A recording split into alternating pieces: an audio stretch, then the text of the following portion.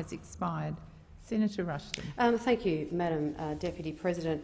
And I too rise today to take note of answers given by this side of the chamber to questions asked by that side of the chamber, particularly in relation to a question asked by Senator Farrell in relation to the Murray-Darling Basin Plan and comments of recent days.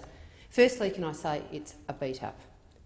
The Australian government, the federal government, the Turnbull-Joyce coalition government stands by the delivery of the Murray-Darling Basin Plan in full.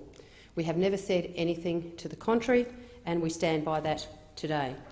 Much of the comment that's been going on around this particular subject seems to have been driven by a communication that occurred between Minister Joyce and Minister Hunter, the South Australian Water Minister, and it seems to have been a desire of the South Australian government to beat this up into something that it wasn't. But what's actually been happening here is that we're actually seeing the South Australian public, the river system and the potential implementation of the Murray-Darling Basin Plan put in jeopardy by a government that's prepared to play politics instead of sitting down at the table and discussing the real facts and the issues that are on the table before us.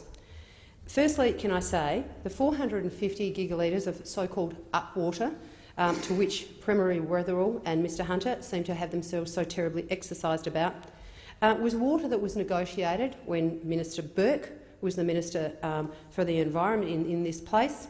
And I will quote from the Act, which says, "Additional 450 gigalitres must be recovered through efficiency improvements which have neutral or improved social and economic impacts."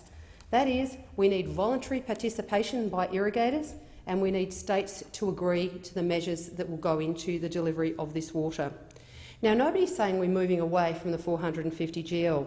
What we're saying is it's becoming increasingly obvious that there will be some challenges in being able to deliver this water under the current terms of the methods and measures by which we can return it that is not going to possibly have and probably have consequential detrimental impacts to the river communities, not just in the upstream states, but also in South Australia, in the Riverland, in the community in which I live. Now, what Barnaby Joyce and what I am seeking to do is to sit down and have a constructive conversation about ways in which we can deliver the plan in full as per the legislation without having catastrophic negative impacts on our colleagues who are irrigators along the entire Murray-Darling Basin system. I think that's an entirely reasonable thing for the federal government to be doing, but we also need to remember that no change can be made to the plan unless all of the jurisdictions agree, and that includes South Australia.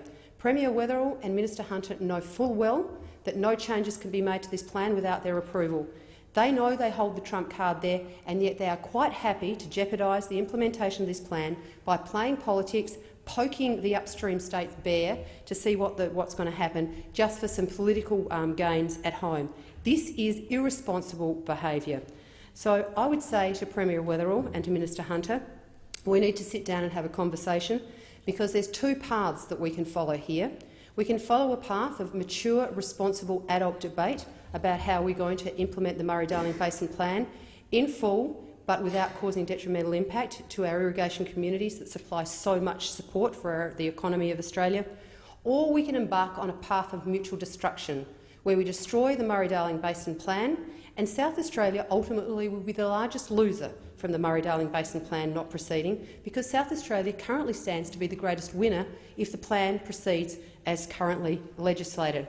I also draw to the attention comments today about the 70 GL in the Northern Basin Review that's been reported by the Murray-Darling Basin Authority. That's all that's happened. The Murray-Darling Basin Authority has put this on a table as what they would refer to as the Northern Basin Adjustment Mechanism solution, much the same way as we've agreed to an adjustment mechanism in the Southern Basin to make sure that we deliver our environmental outcomes using as little water for productive use and by using other measures so that we are delivering the environmental outcomes by taking the least amount of water out of productive use. But that doesn't mean to say that we shy away from delivering those environmental outcomes. Outcomes like keeping the mouth of the Murray open 9 years out of 10. Outcomes like making sure that the Chowla wetlands, floodplains are getting water periodically. So what we've seen by the South Australian government is nothing more than a beat-up that is currently jeopardising the ability for us to be able to negotiate an outcome for the benefit of all of our basin states, all of our basin communities, and ultimately, given the economic value of this plan, the whole of Thank you, Australia. Senator Ruston. Your time has expired.